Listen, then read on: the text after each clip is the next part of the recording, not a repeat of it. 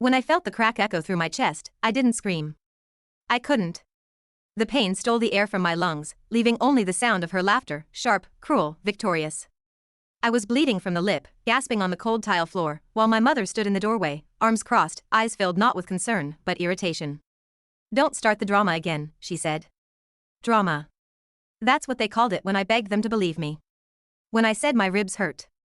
When I said I couldn't breathe. When I said I was scared. That night, they dismissed me like they always did. But I wasn't the same person anymore. Pain changes you, especially when it comes from those who are supposed to protect you. They thought I'd cry myself to sleep. They had no idea what I would do next.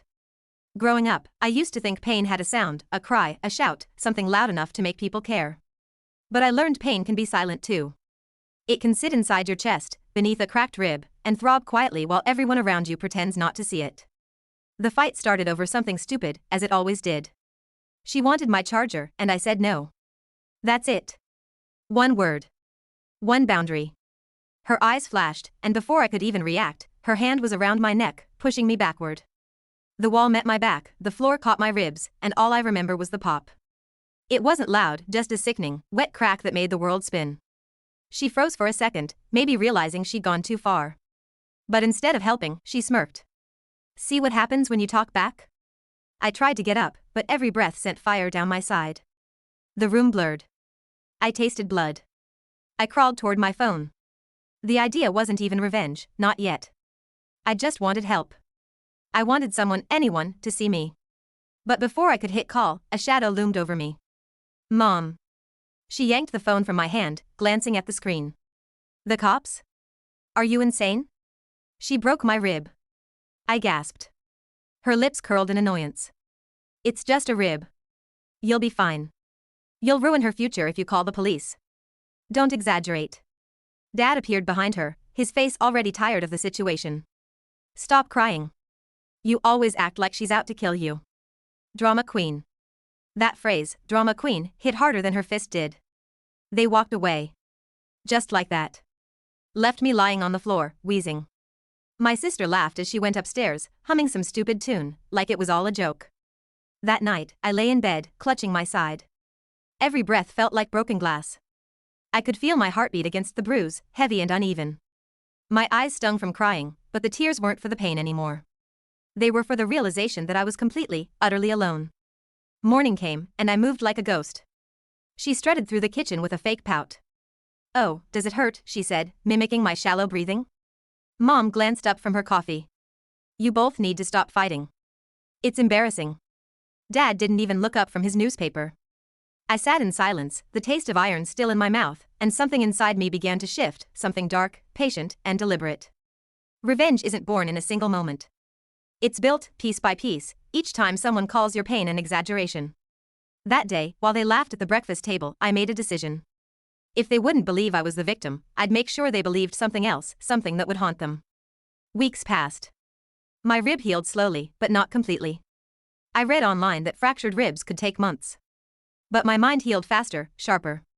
I started observing her, how she moved, how she lied, how easily she fooled everyone. She wasn't just cruel, she was calculated. And she was careless. She had secrets, small ones, but poisonous. Late-night texts she'd hide when Mom walked in. Missed classes. A certain boy she wasn't supposed to see. I didn't care at first, but then I realized those secrets were leverage. I didn't want to hurt her physically. I wanted something better. I wanted her to feel the same helplessness I did, to have no one believe her. So I began small. One morning, I told Mom that I thought my sister was acting strange lately, sneaking out, lying about where she went. Mom brushed it off, but the seed was planted. A few days later, I left one of her messages open on the family laptop, accidentally. Then I added another layer, told Dad I'd seen her with someone older, someone sketchy. He didn't believe me, of course. "You're just jealous," he said. But when my sister came home late the next night, smelling like perfume that wasn't hers, the suspicion finally took root. It was subtle at first, small arguments, cold dinners, door slams. She thought I was watching her, but I wasn't. I didn't need to. I'd already set the fire. Now I just had to wait for it to burn. The night everything cracked open, it was raining. I sat in my room, pretending to study, when I heard shouting downstairs. Mom's voice, shrill and trembling. "Lying to us. Then Dad's angry, shaking. You think we're stupid? I crept to the stairs. My sister stood in the living room, mascara streaked, phone in hand. Dad was waving something in her face, her messages, maybe. She spotted me and glared, eyes full of hatred. She knew. Somehow, she knew it was me. You did this, she hissed. You jealous little freak. Her voice cracked, raw and desperate. Dad turned. What did she mean by that? I shrugged, keeping my voice calm. I don't know. Maybe she's losing it. It was almost too easy. For weeks, she was grounded. Her phone was confiscated. Her friends stopped calling. The house that once protected her now became her cage. And I, the drama queen, became invisible again.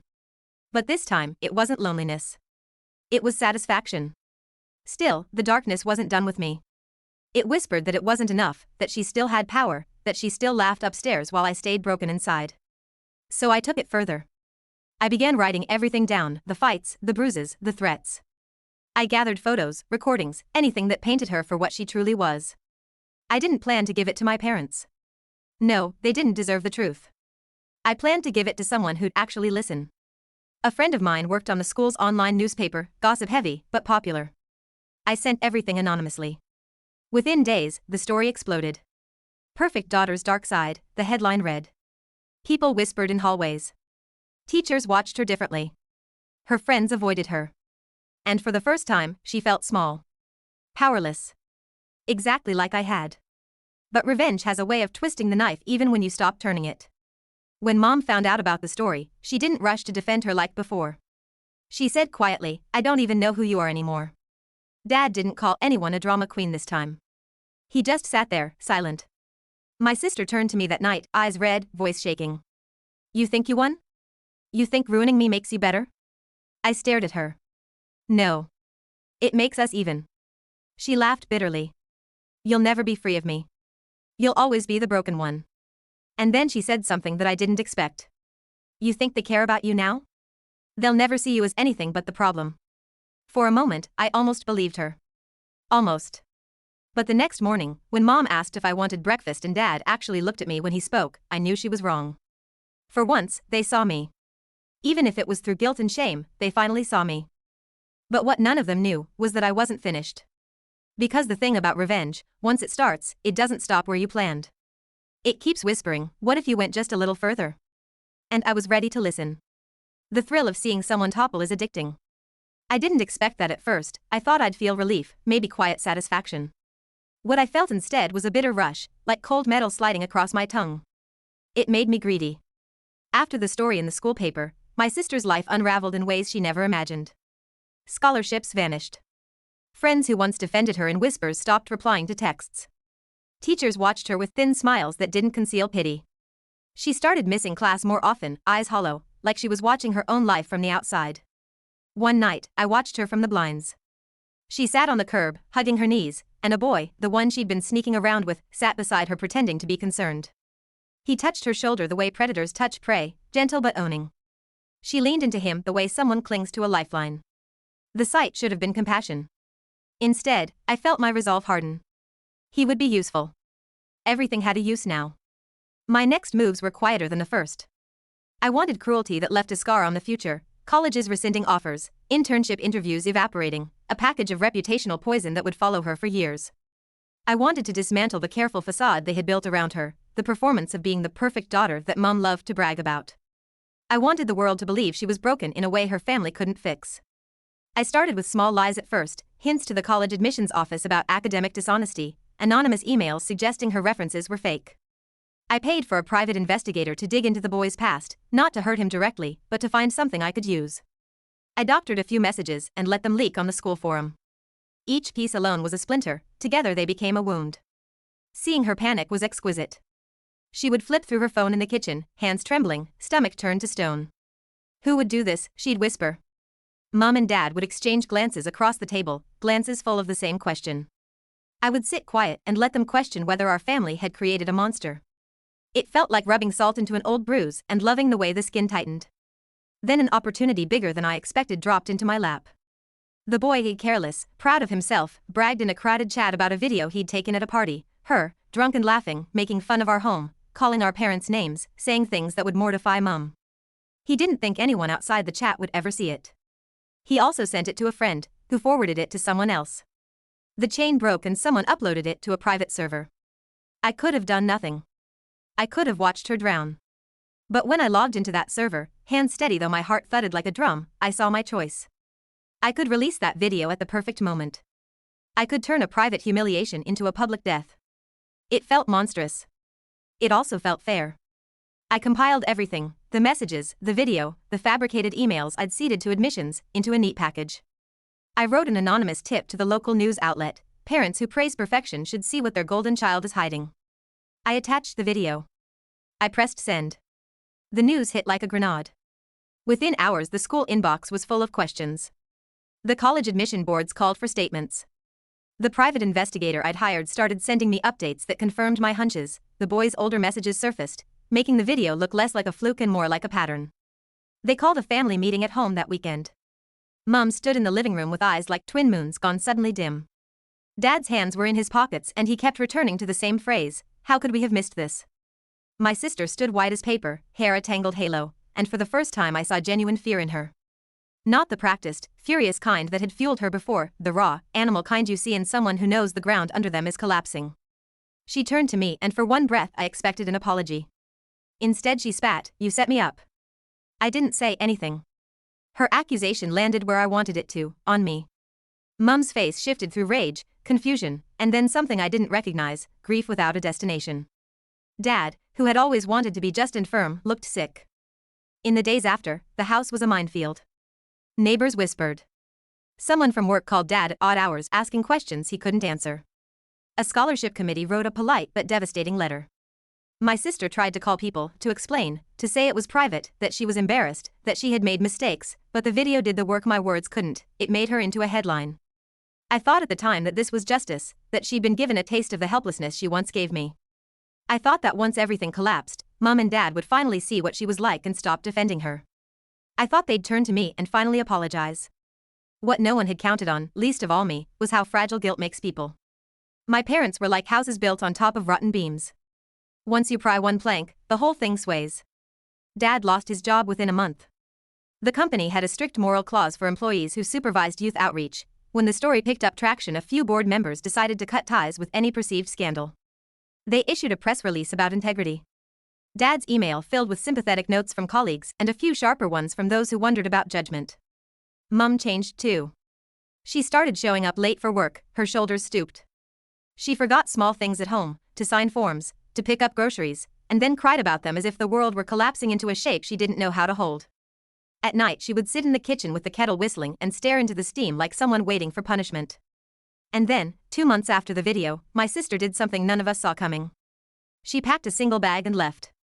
No dramatics, no goodbye. A note on the kitchen table said she needed to get away, to clear her head. She took the boy with her, the one whose arrogance had started the chain. They moved in with his aunt out of town. She texted occasionally at first, clipped, defensive. Then the texts slowed until they stopped completely. She traded our house for apartments whose names I never learned. For a while, I felt victory. She was gone, her future evaporated like breath on glass. Mum stopped attending mum and daughter events. Dad's shoulders tightened with the loss of his job. They had no one to dote on, no golden child to remind them of their better moments. They finally saw me, not as trouble, but as the architect of truth. Only the silence felt heavier than I expected. I woke in the dark with my chest tight and the echo of her laughter inside my skull. I missed the sound for the strange reason that it used to be a symptom and then a weapon. It felt obscene, wanting the noise back. I told myself it was because I wanted the world to be normal again. I told myself many lies then. The turning point came 6 months in. A single, unmarked envelope arrived in the mail. No return address. Inside, a thin photo and a flash drive. The photo was of Mum standing in the doorway of the family home, the exact week she'd found the messages that had started everything, but this photo was taken from outside through a window. In her hand, she held our family album, open to a page full of old, smiling faces.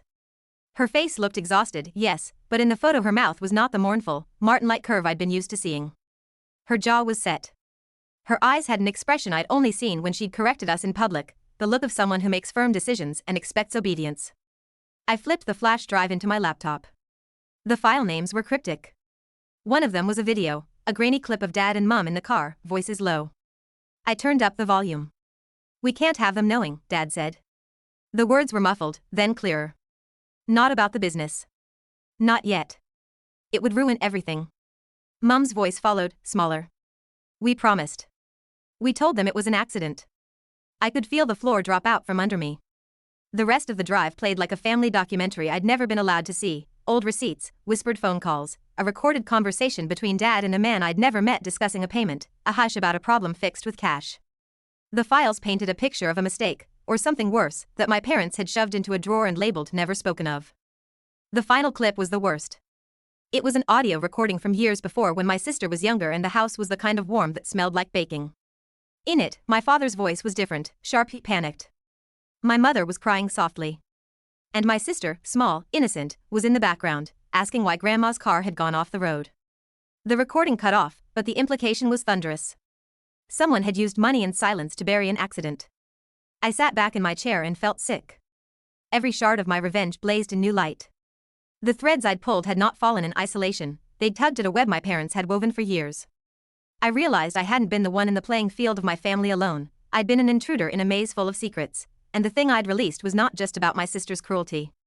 The video had been the first domino. My push had toppled others I hadn't even known existed. I thought of Mum during those nights sitting in the kitchen watching steam rise. I thought of Dad, strong when he spoke to reporters, small at home with the weight of the unknown. I thought of their faces when they had looked at me searching for blame and apology.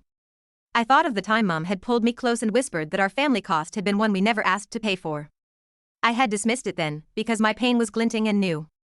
Now I understood that the family had been fractured long before my ribs were broken. My sister's cruelty had been a symptom. Maybe that doesn't excuse what she'd done to me. But it explained the ease with which Mum and Dad had chosen silence over confrontation. The envelope had no signature. Whoever had sent it wanted me to know. To feel. To choose. I could have walked away. I could have destroyed the drive, pretended I'd never opened it.